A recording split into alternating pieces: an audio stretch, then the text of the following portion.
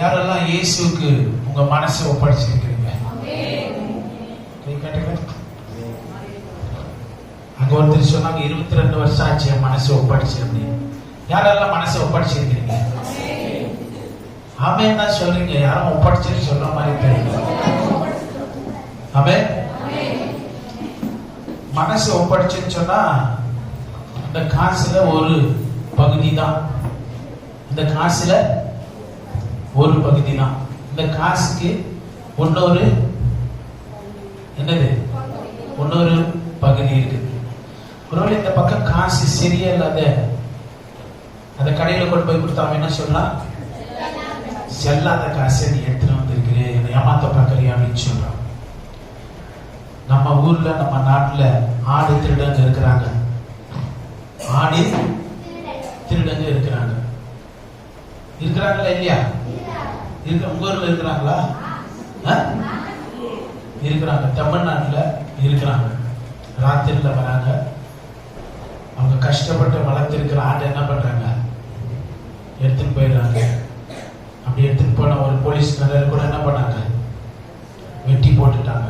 போன மாசத்துல தமிழ்நாட்டுல தென் மாவட்டத்துல இது நடந்தது. இது பேரு ஆடு திருடு. ஆடு திருடர்கள். நாய் திருடர்களும் இருக்கிறார்கள். நாய் திருடங்கன்னா ஒரு நாய் நக்கல் சொன்னார் ஒரு நாள். நக்கல் எப்படி இருக்கிறீங்கன்னா யார்கிட்ட போய் சொல்றது இந்த கதையை? நான் ஒரு நாயை கையில பிடிச்ச, எப்பவுமே ஒரு நாய் கையில் இருக்கும். அவன் கையில் இவ்வளவு.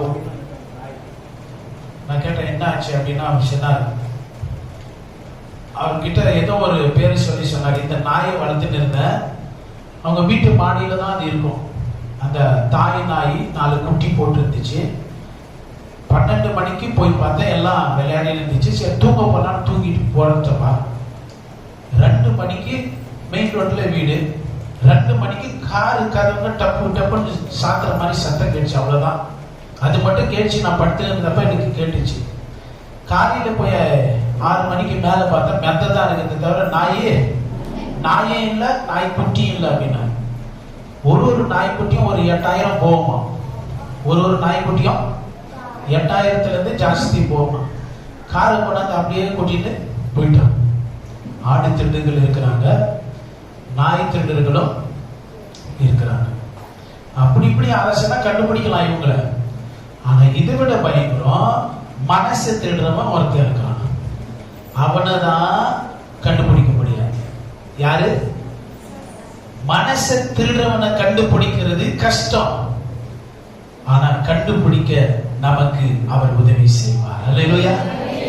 மனசை அவன் பிடிக்கிறான், எண்ணத்தை பிடிக்கிறான், யோசனை பிடித்துக் கொள்கிறான். அப்ப நான் சொன்னேன், இன்னைக்கு நம்முடைய மனதை இயேசுவுக்கு ஒப்பு கொடுத்திருக்கிறன்னா உன் வாழ்க்கைய நீ ஒப்பு கொடுக்க வேண்டும்.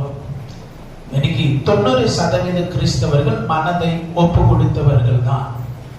ஆனா நிறைய பேர் அவங்க வாழ்க்கைய ஒப்பு கொடுக்கிறது இல்லை. நான் சொல்றேன், யாரெல்லாம் அவங்க வாழ்க்கையை இயேசப்பாவுக்கு ஒப்படைத்திருக்கிறார்களோ அவர்களை சுற்றி அவர் ஒரு வேலியை போடுகிறார். யாரெல்லாம் இயேசப்பாவுக்கு வாழ்க்கை கொடுக்கிறாங்களோ அவங்களை சுத்தி அவர் ஒரு வேலியை போடுறார். என் மனசை மட்டும் நான் கொடுக்கிறேன், வாழ்க்கையை நான் கொடுக்க மாட்டேன்னு சொல்றவங்கள அவங்க ஒரு வட்டத்தை ஒரு வேலியை போட்டுக்கிறாங்க. அந்த வேலிக்குள்ள அவர் உள்ள வர மாட்டாரு. ஏசப்பா அந்த வேலிக்குள்ள வர்றதில்லை. ஏன் சொன்னா அவர் நியாயமானவர், ரொம்ப டீசென்ட், ரொம்ப டிசிப்ளின். அதை தாண்டி அவர் வரமாட்டார். ஆனா இந்த பன்னட திருடன் இருக்கிறானே, அவன் கேட்கவும் மாட்டான், கொல்லவும் மாட்டான். அவன் உள்ள வந்துருவான். எண்ணத்தை பிடிச்சுக்குவான், ஆளை பிடிச்சுக்குவான், மனதை பிடிச்சுக்குவான், உடம்பை பிடிச்சுக்குவான், சரீரத்தை பிடித்துக் கொள்வான். பரிசுத்த ஆவியானவருக்கு நம்முடைய மனதையும் வாழ்வையும் ஒப்பு கொடுக்கிற பொழுது உன்னை சுற்றி ஒரு அக்கினி கோட்டை கட்டப்படுகிறது. அல்லேலூயா. அதுக்குள்ள பிசாசு வர முடியாது. உன் வாழ்க்கை நீ ஒப்பு கொடுக்காத பட்சத்துல தேவன் அதுக்குள்ள வர முடியாது. இந்த வசனங்கள் கூட உனக்கு உரைக்காது, கேட்காது. உனக்கு இது புரிந்து கொள்ளும்படியான ஒரு பாவனை மனது உனக்கு எழும்பாது இருக்கும். வேதம் என்ன சொல்லுகிறது, நாம் எப்படி அதை செய்யலாம், சரி செய்யலாம் என்று சொல்லி இந்த நாளிலே நாம பார்க்கலாம். லூக்கா 8ஆம் அதிகாரத்துக்கு அப்படி செய்த ஒரு சிலரை உங்களுக்கு சுட்டி காட்ட விரும்புகிறேன். லூக்கா 8ஆம் அதிகாரம் 1 - 4 வசனங்கள். புதிய ஏற்பாட்டிலே 91வது பக்கத்திலே இருக்கிறது.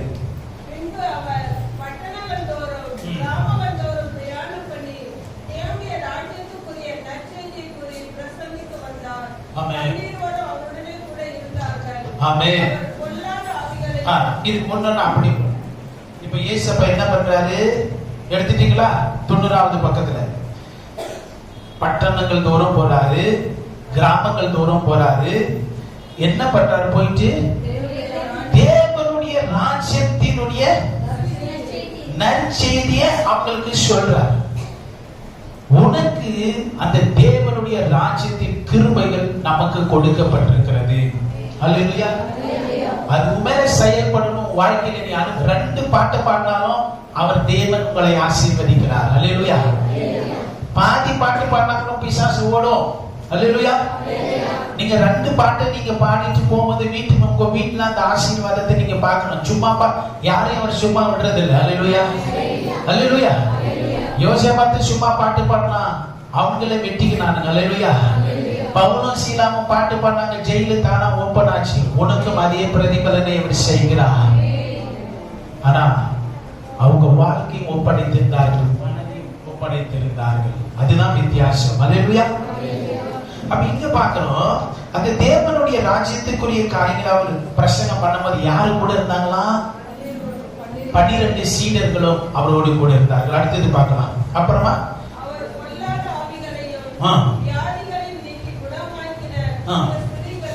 கொஞ்சம் லேடிஸ் இருக்கிறாங்க. நல்லா கவனிங்க. பொல்லாத ஆவிகளையும் வியாதிகளையும் நீக்கி குணமாக்கின கொஞ்சம் லேடிஸ் சிஸ்டர்ஸ் இருந்திருக்கிறாங்க, சீடர்கள் இருக்கிறாங்க, இந்த லேடிஸ் இருக்கிறாங்க. அடுத்தது குறிப்பா சொல்லப்பட்டிருக்கிறது, அந்த அம்மாக்குள்ள எத்தனை பிசாசு இருந்துச்சா? 7 பிசாசு அந்த அம்மாக்குள்ள இருந்த. மகதலேனா என்னப்பட்ட மரியாளும் அங்க இருக்கிறாங்க. அடுத்தது யாரெல்லாம் இருக்கிறாங்க பாருங்க.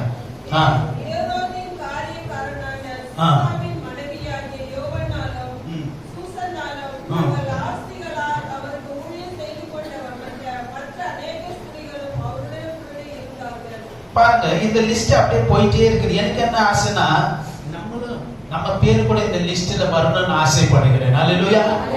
அப்ப சொல்றாரு, ஏரோது அரண்மனையில வேலை செய்யற ஒருத்தன் அவன் மனைவியாக யோவானாலும் இருக்கிறான், சூசனாலும் இருக்கிறான். அவங்க என்ன பண்ணாங்களா, அவங்க தன் ஆஸ்திகளை அந்த ஊழியத்துல கொடுத்து இயேசுக்கு ஊழியம் செய்து வந்த இன்னும் நிறைய கேங்கே இருந்துக்குது. இது பெரிய டீமா இருந்திருக்கிறாங்க. ஊழியம் செய்கிற நிறைய பேர் இயேசுவோடு கூட இருந்திருக்கிறார்கள். அல்லேலூயா. இப்ப இயேசுவோட ஊழியம் செய்யணும்னு சொன்னா மனதை அர்ப்பணித்தவர்கள், வாழ்க்கையை அர்ப்பணித்தவர்கள் தான் அவரோட ஊழியம் செய்ய முடியும். அப்ப இது ஒரு பெரிய டீம், அவங்க வேலை செய்கிறதை நாம் பார்க்கிறோம். அல்லேலூயா. இன்னைக்கு 90% கிறிஸ்தவர்கள் மனதை ஒப்படைச்சிட்டு அவங்க வாழ்க்கையை அவங்களே கண்ட்ரோல் பண்றாங்க, அவங்களே வச்சுக்கிறாங்க, ஒரு வட்டத்தை போட்டுக்கிறாங்க. பரிசுத்த ஆவியானவர் உள்ள போக முடியறதில்லை. ராமநாதபுரத்தில் பாஸ்டர் பவுலோஸ் அப்படின்னு சொல்லி ஒருத்தர் ஊழியம் செய்தார். ஊழியம் செய்து ஒரு சில மாதங்களுக்கு முன்பு மறித்து போனார். அவர் கேரளா அவருடைய சொந்த ஊர். அவர் ஆரம்பத்தில் ஓஎம்ல ஒர்க் பண்ணார், ஆபரேஷன் மொபிலைசேஷன். அது அவங்க எப்படின்னு சொன்னா டீமா இருப்பாங்க. புக்கு கையில கொடுத்துருவாங்க, ட்ராக்ஸை கொடுத்துருவாங்க, காசு கொடுக்க மாட்டாங்க. எல்லாம் வாலிப பசங்க. புக்கு இருக்கு, சின்ன சின்ன புக்லெட்ஸ் இருக்கும். அது உலக அளவில் அந்த டீம் இருந்துச்சு. அவங்களுக்கு ஒரு கப்பல் கூட இருந்துச்சு, லோகோஸ் இருக்கிற கப்பல். அது ஊர் ஊரா போகும். அப்ப அந்த ஊர்ல துறைமுகத்துல நிறுத்திட்டப்ப அந்த ஊர்ல இறங்கி புக்குகளை எடுத்துட்டு போயிடுவாங்க. காசு கிடையாது. சாப்பிடணும்னா நீ அன்னைக்கு போய் அந்த புக்கை விற்கணும். யாரை பார்க்கலையோ அவங்கள பார்த்து பேசி என்ன பண்ணணும், ஏசப்பா பத்தி அந்த புக்கை விற்கணும். 5 ரூபாய் 10 ரூபாய்க்கு அதை விற்கணும். அதுல இருக்கிற ரேட்டு நீ வித்து எல்லா டீமும் 10 பேர் 20 பேர் இருக்கிற அந்த டீம் எடுத்துட்டு அந்த காசு எல்லாம் போட்டு அவங்க அதுக்கான சாப்பாட்டுக்கான இதெல்லாம் வாங்கி அதெல்லாம் சமைச்சு சாப்பிடுவாங்க. அந்த மாதிரி அந்த டீம்ல இவர் இருந்தார், பாஸ்டர் பவுலோஸ் இருந்தார். அப்ப சின்ன வயசு, ஊரா போயிட்டே வரும்போது அந்த ஊழியத்தின் மேல பயங்கரமான ஒரு வெறி அவருக்கு. ஊழியம் செய்யணும், ஆதாயம் பண்ணணும் அப்படின்னு. அப்ப அது ஊரா போகும்போது வெளிநாடு ஓட்டில இந்த கப்பல் இருந்துச்சு. அப்ப அங்க இருந்த ஒரு நண்பர் சொன்னார், நான் இடம் மாறி போறேன், என்கிட்ட ஒரு ஸ்லைடு ப்ரொஜெக்டர் இருக்கிறது. ஸ்லைடு ப்ரொஜெக்டர்னா இந்த ஒரு புள்ளிங் போட்டா பெருசா தெரியும், நம்ம அதை பத்தி விவரிச்சு சொல்லலாம். இந்த பவுலோஸ் பாஸ்டர் அந்த மாதிரி ஸ்லைடு ஸ்கிரீனை வாங்குறதுக்காக ரொம்ப ஆசைப்பட்டார். ஆனா காசு இல்லை. என்ன இல்லை?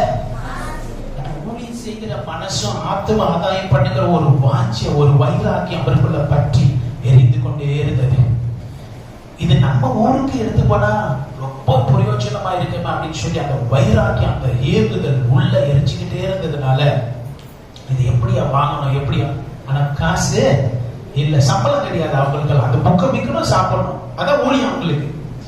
காசு இல்லை. அப்படி சொன்னார், என்கிட்ட காசு இல்லை இதை வாங்கணும், ஆனா எனக்கு வாங்கணும் இது அப்படின்னு சொன்னாரு. அப்ப அந்த நண்பர் சொன்னாரு, இப்ப நம்ம கப்பல் அடுத்த வாரத்துல வளைகுடா நாடுக்கு போகுது, துபாய், சவுதி அரேபியாக்கெல்லாம் போயிடும். நீ அங்க போனேன்னு சொன்னா உன் ரத்தத்தை, ஒரு பாட்டில் ரத்தத்தை வித்துடு. அந்த ரத்தத்தை வித்து நல்ல காசு கிடைக்கும். அந்த காசு வச்சு நீ என்ன பண்ணி இந்த ப்ராஜெக்டரை வாங்கு அப்படின்னாரு. இவருக்கு ரொம்ப சந்தோஷமாயிடுச்சு. அதே மாதிரி வளைகுடா நாடுக்கு வந்துச்சு இந்த கப்பல்ல இருந்து வெளியில போனார். அங்க தேவையான ஒரு இடத்துல போய் என்ன பண்ணாரு, இவருடைய ரத்தத்தை கொடுத்தார், வித்தார். அந்த ரத்தத்தை வித்து நல்ல ஒரு தொகை கிடைச்சிச்சு. அந்த காசை வச்சு வாங்கி அதை வைத்து ஊழியம் செய்தார். அநேக ஜனங்க ரட்சிக்கப்பட்டாங்க. அவங்க கீழே நிறைய சபைகள் ஸ்தாபிக்கப்பட்டது. கொஞ்ச மாசத்துக்கு முன்னாடிதான் அவர் மரித்து போனார். ஒரு பெரிய பரிசுத்தவான்.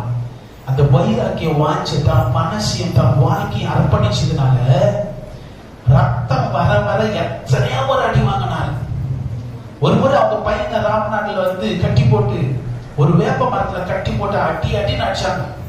உன் பெரிய பையனை யார் போய் சொன்னாங்க, உன் பையன் நாங்க அடிக்கிறாங்க அப்படின்னு. இவர் ஓடினார், இவரையும் பிடிச்சி கட்டி போட்டு அடிச்சாங்க. ரத்தம் வர வரைக்கும் அடிச்சாங்க. என்னாச்சு தெரியுமா? மறுநாள் அந்த பச்சையா இருந்த அந்த மரம் பட்டு போச்சு. ரெக்கார்டு இருக்குது, போட்டோ இருக்குது. உண்மையை சொல்லுகிறேன். ஏன்னு சொன்னா, நீ தேவனுக்கு உன் வாழ்க்கையை நீ அர்ப்பணிக்கிற பொழுது you belong to God. Whatever it may be, it belongs to Jesus. Hallelujah. உன்னுடைய குறைவா இருந்தாலும் சரி, உன்னுடைய நிறைவா இருந்தாலும் சரி, உன் வியாதியா இருந்தாலும் சரி, that belongs to Jesus. Hallelujah. நீ உன் வாழ்க்கையை அர்ப்பணிக்காத வரைக்கும் he cannot, அவர் வரவே முடியாது. உன் வாழ்க்கையில ஒண்ணுமே செய்ய முடியாது. இந்த இடத்துல நம்ம பார்க்கிறோம், இந்த பன்னீரோடு கூட இந்த பெண்மார்கள் ஒன்னும் வேதத்துல வந்து இந்த கேங் மட்டும் இல்ல. நீங்க யோவான்ல படிச்சீங்கன்னா இயேசுவோட இருந்த சீசருடைய கேங் டீம் வந்து பெருசு 70 பேர் என்று சொல்லப்பட்டிருக்கிறது. அந்த 70 பேர்ல வடிகட்டி தான் கடைசியில இந்த கோர் லிஸ்டுக்கு வந்தாங்க, இந்த முக்கியமான இந்த ஆட்கள். அப்ப இது வந்து என்ன சொல்லப்பட்டிருக்குதுன்னு சொன்னா, லூக்கா 8:10 மறுபடியும் படிக்கலாம். அப்ப கேக்குறாங்க, ஏன் இப்படி எல்லாம் நீங்க சொல்றீங்க, மறைமுகமா ஏன் இதெல்லாம் சொல்லி தரீங்க அப்படின்னு கேக்குறாங்க. பாருங்க, என்னமா தேவனுடைய ராஜ்யத்தின் ரகசியம். நீ ஒவ்வொரு ஞாயிற்றுக்கிழமை இங்க வரும்போது பிரசங்கம் இல்ல, இந்த இருளான இந்த உலகத்துல, போராட்டம் சச்சரவுகள் நிறைந்த இந்த உலகத்துல பரலோகம் நீ எப்படி வாழணும், நடக்கணும், பேசணும், ஜொலிக்கணும், பிரகாசிக்கணும், எழுப்பி வாழணும் சொல்லி ரகசியத்தை உனக்கு சொல்லி தருகிறார். அல்லேலூயா. உன் மனசை ஒப்பு கொடுத்து வாழ்க்கை ஒப்படைத்து பரிசுத்த ஆவியானவரோடு அவரோடு தொடர்பில் இருக்கிற பொழுது அந்த ரகசியம்லாம் உனக்கு விளங்கும். அப்படி நீ வாழ்க்கையை ஒப்பு கொடுக்கல, நான் போன வாரம் சொன்ன உங்களுக்கு காது நல்லா கேட்கணும்னு சொல்லி, அந்த மாதிரி காது கேட்கலன்னா பரிசுத்த ஆவியானவருக்கு சொல்லி கொடுக்கிற ரகசியம் உனக்கு தெரியாது.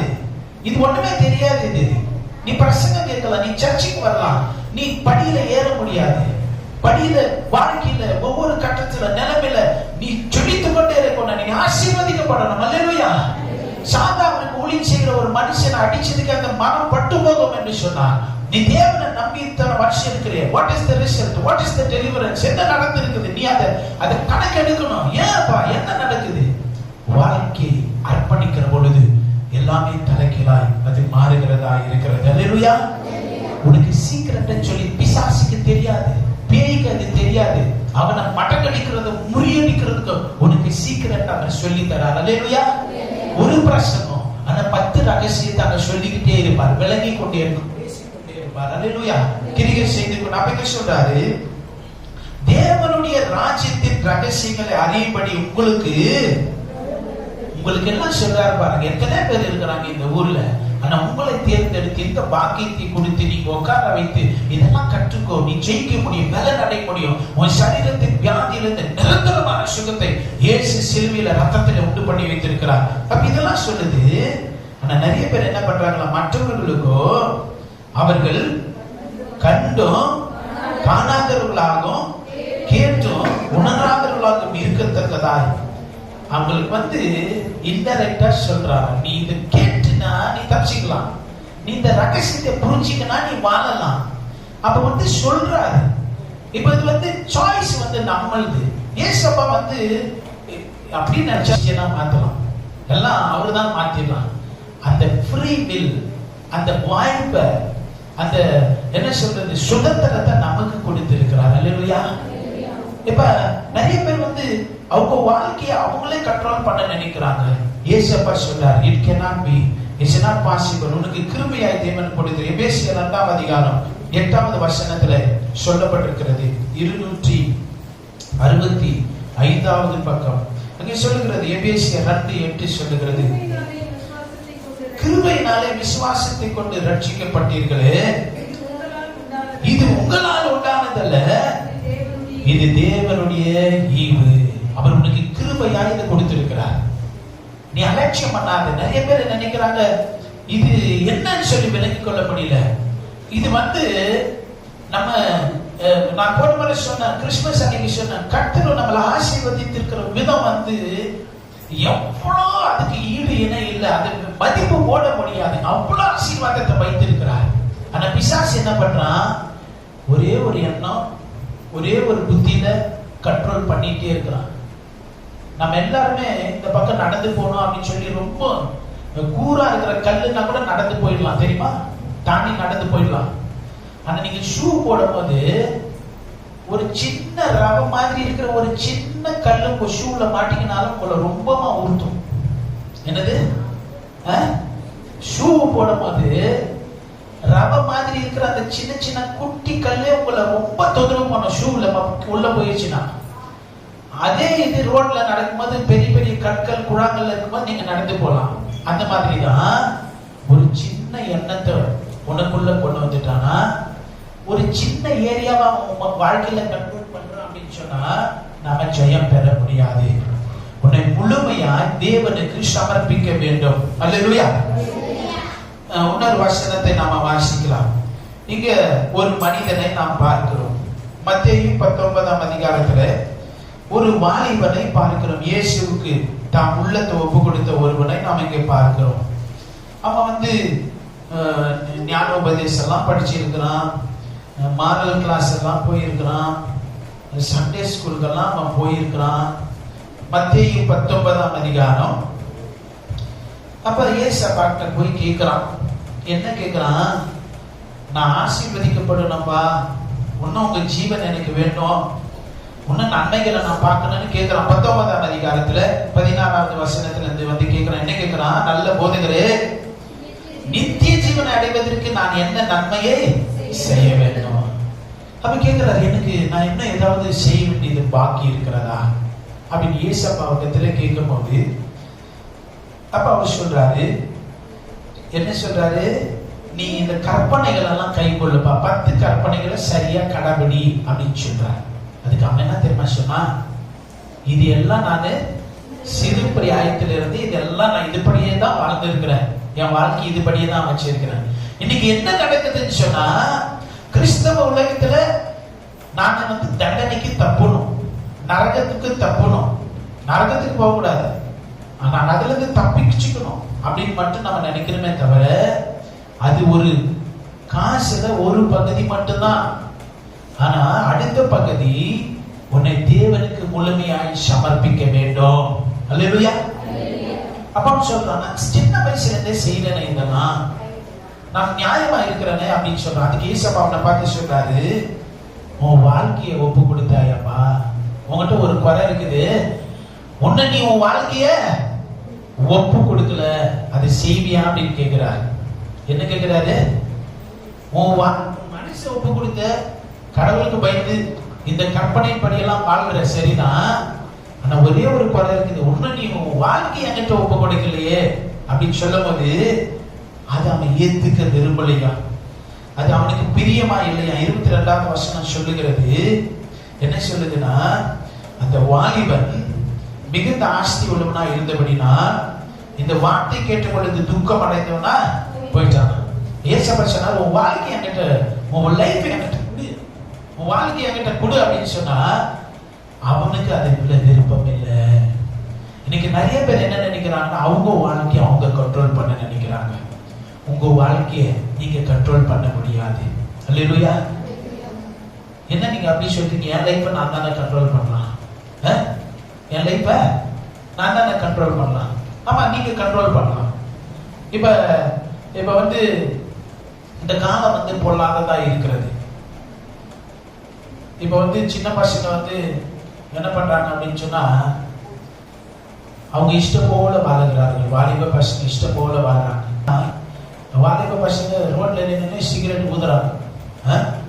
ஆம்பளைங்களுக்கு சரி சமமா என்ன பண்றாங்க, ரோட்ல வந்து நின்று சிகரெட் குடிக்கிற அளவுக்கு காலங்கள் மாறிடுச்சு. அந்த அளவுக்கு இருக்கிறாங்க. எப்படி நீ கத்துக்கணும் அப்படின்னு கேட்டா,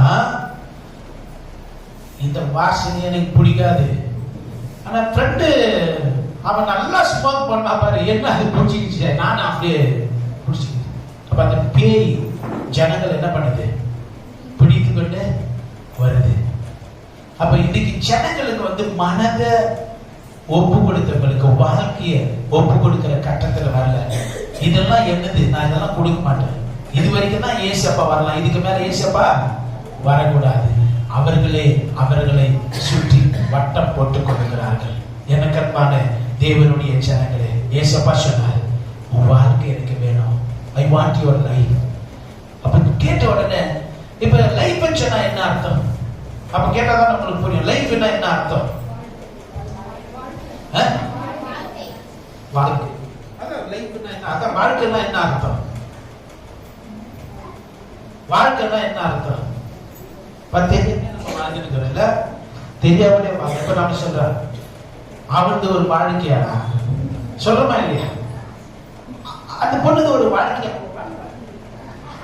எக்ஸாம்பிள் சினிமா பார்த்துட்டு இருக்கிறா, சொல்றா அவ வாழ்க்கையா பார்க்கிறா, சொல்றாங்களா? அப்ப வாழ்க்கைன்னா என்ன?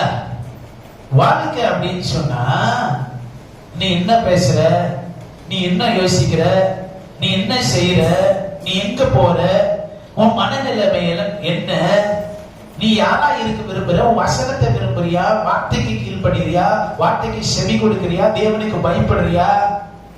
இதுதான் வாழ்க்கை. இல்லையா? இந்த கை உங்களுது, இந்த உடம்பு உங்களுது, இந்த காது உங்களுது, இந்த மனசு உங்களுது, இந்த புத்தி உங்களுது, நம்ம சமர்ப்பிக்கிற மாதிரி அதுதான் வாழ்க்கை ஒப்பு கொடுக்கிறது. அதுதான் வாழ்க்கை. அல்லேலூயா. அப்ப இன்னைக்கு நிறைய பேர் வந்து நாம என்ன பண்ணிக்கிறோம்னு சொன்னா, நாம அதை மட்டும் அர்ப்பணிக்காத இருக்கிறோம், தேவனை அதிலிருந்து தூரம் வைத்து இருக்கிறோம். தேவனை இடத்துல என்ன பண்ணி வச்சிருக்கிறோம், தூரம் வச்சிருக்கிறோம். பண்ணலன்னு சொன்னா நம்ம யாரையும் குற்றம் சொல்ல முடியாது. இப்ப நிறைய பேர் என்ன நினைக்கிறாங்க, நம்ம சரி, இப்ப நான் கேட்கிறேன், நம்ம வாழ்க்கைக்கு யார் பொறுப்பு? கரெக்டா சொன்னீங்க நீங்க, நம்ம வாழ்க்கைக்கு நம்ம தான் பொறுப்பு. அங்க என்ன தெரியுமா சொன்னாங்க, எல்லாம் ஏசப்பா மேலே சொல்லிட்டாங்க, அவருதான் எல்லாம் அப்படின்னாங்க. எல்லாமே அவர் இல்ல, நமக்கு எவ்வளவு பொறுப்பு இருக்குது, நமக்கு வந்து எவ்வளவு பொறுப்பு இருக்கு. இப்ப சாய்ஸ் நம்ம கிட்ட விட்டு இருக்கிற, நீ எந்த பக்கம் போற, நீ என்ன செய்ய போற, என்ன யோசிக்கிற, இந்த வசனத்துக்கு எவ்வளவா நீ பயப்படுகிறாய். இப்ப பாருங்க, யோவான் 6ஆம் அதிகாரத்துல அவர் சத்தியத்தை சொல்லுகிறார். அவர் என்ன செய்ய போறாருன்னு சொல்றாரு. இங்க பாருங்க, இங்க நடக்குது பாருங்க. 6ஆம் அதிகாரம் 60வது வசனத்துல அப்ப ஏசப்பா சொல்றாரு, பிதாவினுடைய யோசனையை சொல்றாரு. இப்படி எல்லாம் நடக்கும் போது, இப்படி எல்லாம் நம்ம செய்ய போகிறோம், இதுதான் காரியம் சொல்லும் பொழுது பாருங்க, அந்த ரகசியத்தை அவர்களால் புரிந்து கொள்ள முடியல. 54வது வசனத்துல 54 யோவான் 6:54 சொல்றாரு, என் மாம்சத்தை புசித்து என் இரத்தத்தை பானம் பண்ணுகிறவனுக்கு நித்திய ஜீவன் உண்டு. நான் அவனை கடைசி நாளில் எழுப்புவேன். என் மாம்சம் மெய்யான போஜனமாய் இருக்கிறது, என் இரத்தம் மெய்யான பானமாய் இருக்கிறது. இப்ப இதெல்லாம் அப்படியே சொல்லிட்டே வராரு. அப்ப இது என் மாமிசத்தை புசித்து என் ரத்தத்தை பானம் பண்ணுகிறவன் என்னிலே நிலைத்திருக்கிறான், நானும் அவனிலே நிலைத்திருக்கிறேன். He's talking about the fellowship, saturation with the word of God. அவங்களே ஒன்றாய் இருக்கிறது, நிலைத்திருக்கிறது, அதை பத்தி எல்லாம் அவர் சொல்லிட்டே வராரு. சொல்லிட்டே வரும்போது கடைசியில் என்ன சொன்னாங்களா, அந்த ஜனங்களுக்கு இதை விளங்கிக் கொள்ள முடியலையா. 60ஆம் வசனம் சொல்லுகிறது, அவருடைய சீசரில் அநேகர் இவைகளை கேட்ட பொழுது அவர் சத்தியத்தை சொல்றாரு, உண்மையை சொல்றாரு, நித்திய ஜீவனுக்கான வழியை சொல்றாரு. அவங்க வாழ்க்கை அர்ப்பணித்து கீழ்ப்படிந்து ரத்தத்தால கழுவப்பட்டு ஜெயமான வாழ்க்கை வாழணும்னு சொல்லும் போது என்ன சொல்றாங்களா, இது கடினமான. அப்புறம் யாரா அவங்கெல்லாம், யாரால அவங்க சீசர்களுக்கே ஏற்றுக்கொள்ள முடியல. சீசர்னு சொன்னா உன்னதமான வழியில நடக்கிற அனுபவத்தில் இருக்கிறவங்க, அவரை பின்பற்றுகிறவங்க. அந்த 12 பேர் சொன்னத அதை விட தாண்டி ஒரு பெரிய டீம் இருந்துச்சு. ஃபர்ஸ்ட் 70 பேர் இருந்தாங்க சீசர் அவர்கிட்ட. அப்ப அவருடைய சீசரில் அநேகர்களை கேட்ட பொழுது அவங்க சொன்னாங்க, ஓஹோ இது ரொம்ப டேஞ்சரப்பா, இது யார் கேட்பாங்க அப்படின்னு சொல்லிட்டு அப்புறமா கடைசியில் பாருங்க என்ன ஆச்சு. 66 நம்ம படிக்கிறோம், அது முதல் அதிகாரம் 6:66, அது முதல் அப்படி சீசரில் அநேகர் என்ன பண்ணாங்களா, அவருடனே கூட நடக்காமல் பின்வாங்கி போனார்கள். இன்னைக்கு நிறைய பேர் அவங்களுடைய மனதில் அவங்களுடைய வாழ்க்கையில இயேசுவை விட்டு பின்வாங்கி போயிருக்கிறாங்க. அது அவங்களுக்கே தெரியல. இன்னைக்கு உலகம் காத்தடிக்கிற மாதிரி அப்படியே ஜனங்களை கொண்டு போய்கொண்டே இருக்கிறது, கொண்டு போய்கொண்டே இருக்கிறது. அந்த பாவம் நான் சொன்ன அந்த பிசாசு அவர்கள் அடிமைப்படுத்தலாம். ஒருத்தர் ஒரு இதுல அடிமைப்படுத்தலாம், ஒருத்தர் இதுல அடிமைப்படுத்தலாம். ஒருத்தனுக்கு நாங்க சொல்லினே இருப்போம், தேவையில்லாத எதுவும் சாப்பிடாதன்னு சொன்னா அவன் கேட்க மாட்டான். கூட இருக்கிறது தான் ஒரு ஆள். அவனுக்கு டெய்லியும் வாய் செக் பண்ணணும், ஓபன் பண்ணி பார்க்கணும், கீழே பார்க்கணும், மேலே பார்க்கணும், சைட்ல பார்க்கணும், நாக்கு திறந்து பார்க்கணும். எதுக்குன்னு சொன்னா நமக்கு தெரியாத உள்ள அந்த பான்பராக்கு போட்டுருப்பான். பாருங்க சார், நான் ஒன்றும் போடல சார், ஒன்றும் போடல பாருங்க சார். பார்க்கும் போதெல்லாம் காலையில் ஒரு வணக்கம் சொல்லுவான். மறுபடியும் பார்க்கும்போது அந்த கதுவிட்டு வந்து மறுபடியும் சார் அப்படின்வான். அது சொன்னான், காலையில் ஒரு முறை சொன்னல போடானா, இல்லை சார். அவனுக்கு என்னன்னா வேற யாருன்னா வந்து நம்ம கிட்ட பேசிட்டு போனாங்கன்னா அவனை பத்தி தான் சொல்லிட்டு போறாங்கன்னா வந்து சார் அப்படின்னு சொல்லுவான். அப்போ ஒரு நாள் பாக்கெட் எல்லாம் காட்டுறா அப்படின்னு சொன்னான். ஒண்ணுமே இல்லை சார், ஒண்ணுமே இல்லை, ஒண்ணுமே இல்லை அப்படின்னு சொல்லினே, ஒண்ணுமே இல்லைன்னு சொல்லினே போது என்ன வந்துச்சு அவனுக்கு தெரியாமல பாக்கெட்டை கையில வந்து உடனே உள்ள போட்டான். நான் ஏன் சொல்றேன்னு சொன்னா அவன் வயிற்றுல கேன்சரும் வந்துச்சு. அப்பவும் அவனால விட முடியல. அது கேன்சர் வந்து ஆபரேஷன் பண்ணி உயிர் போயிட்டு மறுபடியும் வந்துச்சு. அப்பவும் அவனால விட முடியல. அவன் வைஃப் சொல்றாங்க, எனக்கு கொஞ்சம் சொல்லுங்க சார், எனக்கு அந்த அடிமைப்படுத்தி வாழ்க்கைய நம்மளே வச்சுக்கிற பொழுது பரிசுத்தாவியானவர் ஒன்றும் செய்யவே முடியும். எனக்கும் பொருந்தும், உங்களுக்கும் அது பொருந்தும். இந்த லூக்கா 8ஆம் அதிகாரத்துல சீஷர்கள் அடுத்தது அந்த சகோதரிகளை பற்றி படிக்கிற ஸ்திரீகளை பற்றி அவர்கள் எல்லாம் they totally they surrender their life to God. இன்னைக்கு இயேசுவுக்கு அர்ப்பணிக்கப்பட்ட அந்த வாழ்க்கையை தான் தேவன் விரும்புகிறார். அப்ப அநேகர் வந்து அன்னையிலிருந்து இயேசுவை விட்டு விலகி போகிறதை நாம் பார்க்கிறோம். எனக்கு அன்பான தேவனுடைய பிள்ளைகளே, எரேமியா 8ஆம் அதிகாரம் 20 வசனத்துல நாம் விதமாய் படிக்கிறோம். இன்னைக்கு நம்முடைய வாழ்க்கை மிக முக்கியமானதா இருக்கிறது. உன்னிலே தேவன் மகிமைப்பட விரும்புகிறார்.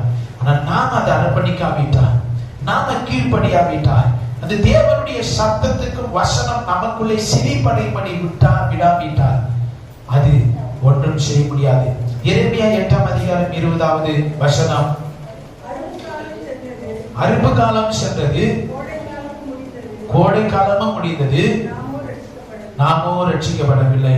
ரட்சிக்கப்படவில்லைன்னு சொன்னா ஞானஸ்தானம் எடுக்கிறது, அன்னிபாஷ அபிஷேகத்தை அது சொல்லல. இது இந்த ரட்சிப்பு என்று சொல்லுகிற பொழுது உன் வாழ்க்கை இன்னும் தேவனுக்கு ஒப்பு கொடுக்காமல் இருக்கிறதே, அதை தான் இது சொல்லுகிறது. அல்லேலூயா.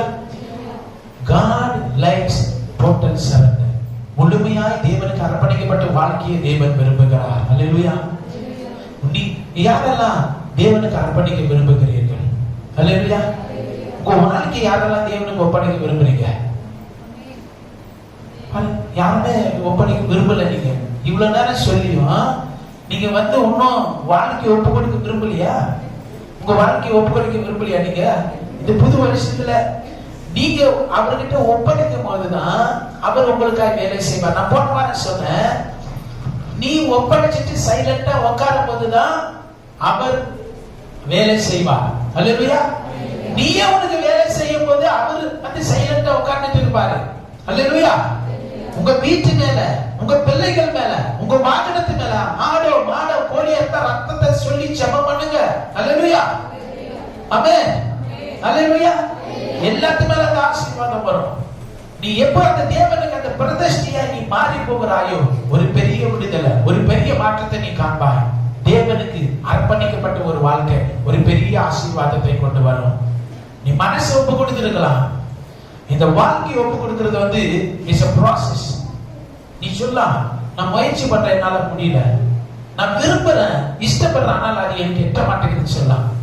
நீ ஒரே நாள்ல நீ பண்ண தேவையில்லை. எவ்ரி டைம் 5% 10% முன்னாடி மூவ் ஆகிக்கொண்டே இரு. அல்லேலூயா. உன்னை ஒரே நாள்ல நீ என்ன சொல்றது, நீ ஒரே அடியா முடிச்சிருன்னு சொல்லி ஏசப்பா சொல்லல. நீ கொஞ்சம் கொஞ்சமா அடி எடுத்து முன்னாடி வை. தேவன் அதை தான் விரும்புகிறார். அல்லேலூயா. இந்த சீசரெல்லாம் நமக்கு வேதத்துல படிக்கிற பொழுது பேதுரு அப்படித்தான் இருந்தான். இன்னும் ஏராளமான உதாரணங்களை சொல்லலாம். ஆனால் அந்த பேதுருக்குள்ளே அந்த மாற்றம், அவன் மனதை ஒப்பு கொடுத்தான். அவன் வாழ்க்கையை ஒப்பு கொடுக்கிறது ரொம்ப நேரம் ஆச்சு, காலம் ஆச்சு. ஆனால் வாழ்க்கையை ஒப்பு கொடுத்த பொழுது இயேசுவை போலவே மகத்தான அற்புதத்தை செய்கிற ஒரு தேவ மனுஷனாய் மாறி போனான். அல்லேலூயா. அந்த தேவனுடைய வல்லமை அவனுக்குள்ள பாய்ந்து அது வெளிப்பட ஆரம்பித்தது. கர்த்தருடைய வாழ்க்கையில் அதைத்தான் செய்ய விரும்புகிறார். உன் வாழ்க்கையை ஒப்பு கொடுக்கப்பட்ட உன் வீட்டுல நன்மை ஆசீர்வாதம் எல்லா கட்டத்திலையும் நீ பார்க்க முடியும். உனக்குள்ள அந்த தேவனுடைய மகிமை வெளிப்பட வேண்டியது அவசியமாக இருக்கிறது. நம்ம எல்லாம் எழுந்து நிற்கலாமா? தேவனுடைய சமூகத்துல நம்ம ஒப்பு கொடுக்கலாம். நீ வாழ்க்கையை அர்ப்பணித்து இருக்கலாம். ஆனா ஒருவேளை மனதை மறுபடியும் பிசாசுகிட்ட கொடுத்திருக்கிறாயோ, இந்த காசுக்கு இருக்கிற 2 பக்கம் மாதிரி அது 2 பக்கமும் சரியா இருக்க வேண்டும். மனது இங்கே இருக்கிறது. வாழ்க்கை தேவனுக்கு ஏற்கும் பலியாய் நீ ஒப்பு கொடுத்து இருக்கிறாயா? வாழ்க்கை அர்ப்பணிக்கப்பட்டிருக்கிறதா? God wants you to surrender your life. வாழ்க்கை நீ ஒப்பு கொடு. அருமையான தீபப்பிள்ளையே, இந்த உலகம் இருள், பாவம், பேய், வருத்தம், நெருக்கங்கள், கண்ணீர், என்னென்னவோ யோசனைகள், உலகம் அதில் போக்கிலே ஜனங்களை கவர்ச்சி செய்து கொண்டே இருக்கிறது. ஆத்தும நேசராகிய தேவன் உன்னை பார்த்து கேட்கிறார், எனக்கு அன்பான பிள்ளையே, எனக்கு பிரியமானதை செய்யும்படி வாழ்க்கை அர்ப்பணிப்பாயா? தாவீது கேட்கிறான், உமக்கு பிரியமானதை செய்கிறவனா என்னை மாற்றும், உமக்கு பிரியமானதை செய்கிறவனா இருக்கும்படி எனக்கு கற்றுத்தான் என்று கேட்கிறான். இன்னைக்கு உன்னை ஒப்பு கொடுப்பாயா? வாழ்க்கையை நான் ஒப்பு கொடுக்கணும்பா. I should not control myself. என்ன நானே கண்ட்ரோல் பண்ணக்கூடாது. என் மனசையும் சரி, என் வாழ்க்கையும் சரி, நீங்க தான் கண்ட்ரோல் பண்ணணும். அந்த கிருபை எனக்கு தாங்க. பரிசுத்த ஆவியானவரே, எனக்கு அந்த வித்தியாசத்தை காட்டுங்க. நான் எங்க இருக்கிறேன்? என் வாழ்க்கை எங்க இருக்கிறது? எனக்குள்ள என்ன நிலைமையில நான் பயணித்துக் கொண்டிருக்கிறேன்? Open my ice. என் கண்களை திறந்து விடுங்க பரிசுத்த ஆவியானவரே. ஹalleluya. வாய்களை திறந்து ஜெபிப்பீங்களா? இயேசுயா, என் வாழ்க்கை முழுவதும் உங்களுக்கு தான் சொந்தம். என் வாழ்க்கையை உமக்கு சமர்ப்பிக்கிறேன் இயேசு ராஜா. உடைய கிருபை எனக்கு வேண்டும், உடைய தயவு எனக்கு வேண்டும், உடைய மகிமை எனக்கு வேண்டும் ராஜா. இன்னைக்கு நானே பின்னாடி போய் கொண்டிருக்கிறேனா இல்ல முன்னாடி போய் கொண்டிருக்கிறேனா? அந்த கர்த்தருடைய கிருபைகளும் கனிகளும் எனக்குள்ள பெருகிக் கொண்டே இருக்கிறதா? அல்ல தேவனுடைய ஈவை நான் புறம்பே தள்ளுகிறவனா? என்னை நானே வருத்தப்படுத்திக் கொள்கிறேனா? If you feel the presence of God, you are blessed. Hallelujah. அந்த தேவனுடைய மகிமை உன் மேல தங்குகிறதையும் வெளிப்படுகிறதையும் நீ அனுபவிப்பாயானா உனக்குள்ளே அந்த தேவ வாழ்க்கையில் அர்ப்பணிக்கப்பட்ட அந்த ஆசீர்வாதத்தை நீ அனுபவிக்கிறான். Are you struggling, wavering here and there? நீ குந்தி குந்தி ரெண்டு எண்ணங்களோடு ஹalleluya உன்னுடைய மனது ரெண்டு மனசா இருக்கிறதா? Then you have to take a step. உன் மனசு ரெண்டு மனசா தெரியுதா? முன்னாடி அடி எடுத்து வை. இயேசுயா, என் வாழ்க்கை அர்ப்பணிக்கப்படணும், நான் முன்னாடி வரணும். ஹalleluya. இந்த வருஷம் இந்த 2021ல இருந்ததை போல நான் இருக்க கூடாது. இந்த 2022 வருஷம் முதல் வாரத்துல நான் ஒரு தீர்மானத்தை எடுக்க போறேன். ஐயா, என் வாழ்க்கை மாறணும், நான் முன்னாடி உம்மை போல மாறணும். ஐயா, நீங்க தான் நிரந்தரம், நீங்க தான் எனக்கு எல்லாம். ஹalleluya. அநேகர் பின் வாங்கி போனார்கள். இயேசுவோட பார்த்தவங்க, அவர் அற்புதத்தை தெரிந்தவங்க, தொட்டு பார்த்தவங்க, கண்ணால கண்டவங்களே திரும்பி போனார்களே. இன்னைக்கு அருமையான தேவ பிள்ளையே, ஜீசஸ் இஸ் இட்டர்னல். அவர் தான் பெர்மனன்ட்ங்க, அவர் தான் நிரந்தரம். அந்த உன்னதமான தேவனுடைய நாமத்துல ஓடி வருவாயா? இயேசுயா, அவர் கரம் விரித்தவராய் உன்னை பார்த்து சொல்கிற, மகனே மகளே, உன் வாழ்க்கை எனக்கு ஒப்பு கொடு. ஹalleluya. மாறி காலம் கடந்து போச்சு, அறுப்பு காலம் கடந்து போச்சு. என் ஜனங்களோ தம்முடைய வாழ்க்கையை அர்ப்பணிக்காமலே இருக்கிறார்களே. நீ எந்த பக்கம் இருக்கிறா? நீ அடி எடுத்து வைத்து சொல்லு, நான் உங்களுக்கு பின்னாடி வரப்போகிறையா? என்னை முழுமையாய் ஒப்பு கொடுத்து நான் வரப்போகிறேன். அது இயேசுவின் ரத்தத்தில் உன்னை மறைத்துக் கொள்ளுகிற பொழுது ஒரு பெரிய விடுதலை வரும். ஹalleluya. Thank you Lord. ஸ்தோத்திரம். ஹalleluya.